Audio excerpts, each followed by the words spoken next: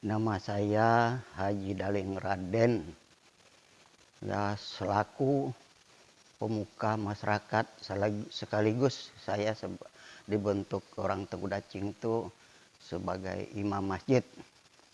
Jadi dalam hal kita membangun sesuatu masjid, istilahnya adalah kepengurusannya dan ditentukan oleh seseorang orang tua pada tempat yang diletakkan masjid. Jadi dulu itu masjid itu dibangun di sana. Sebenarnya kurang jelas, itu dibangun sejak tahun 61 lahirnya di tempat itu pelabuhan. Nah, jadi karena kita mau bangun yang lebih bagus lagi, nah di sana kita pindah ke sini. Nah, ke sini.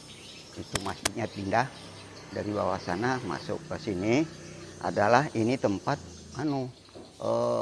dihibahkan oleh orang tua saya. Bapak Raden Tauran dihibahkan tanah ini 20 kali 20.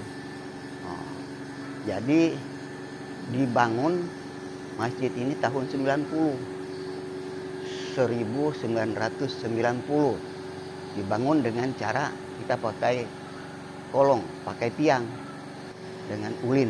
Kita masyarakat menyenso di darat, kemudian kita angkat sama-sama ke sini. Di masjid ini kami bangun. Cuma ukurannya pada waktu itu masih kecil, hanya 10 kali 10 pada waktu itu. Nah, jadi begitulah penyelesaiannya, begitu dana nggak seberapa di tahun 90 itu. Nah, kebanyakan lah kita itu banyak swadaya. Bahkan pada waktu itu baru kita Kecamatan Bunyu. Pada waktu itu orang Kecamatan Bunyu itu pada kesini semua untuk menemani, membantu bekerja bakti. Nah, termasuk camatnya itu sendiri, itu namanya Pak Jalung Merang, orang di Marinau sana jauh. Mereka itu ikut mengangkat ulin ini masjid ini tadi, yang masih kolong itu kan. Nah, di situ. Jadi kami bangunlah tahun 90 itu. Tahun 90 bangun. Bukan. Nah, saya ingat dulu ya, tahun 90. Ya, ini tahun 90. Jadi 4 tahun dari situ, karena pemerintah Bunyu itu sebenarnya sangat prihatin juga dengan kita masyarakat di sini, karena kita menyatu betul di sana itu. Mereka itu boleh dikatakan dalam 1 bulan 1 kali mereka ikut kerja bakti. Mereka berpikir, percuma juga kolong-kolong ini, lebih baik kita kasih cor aja. Dibatalkan sudah yang berkolong. Nah, dicor saja dengan ukuran 20 kali 20 ini ukuran masjid ini. Nah, ya mungkin bangunannya belasan lah, sekitar 16 kayak ini. Nah, disitulah kita mulai membangun di tahun 90, seterusnya sampai tahun 90 sampai 94 terus. Banyak tahapnya nih, lama selesainya masjid ini sebenarnya. Nah, begitulah cara kami di sini pertama membangun itu dengan cara pelan-pelan.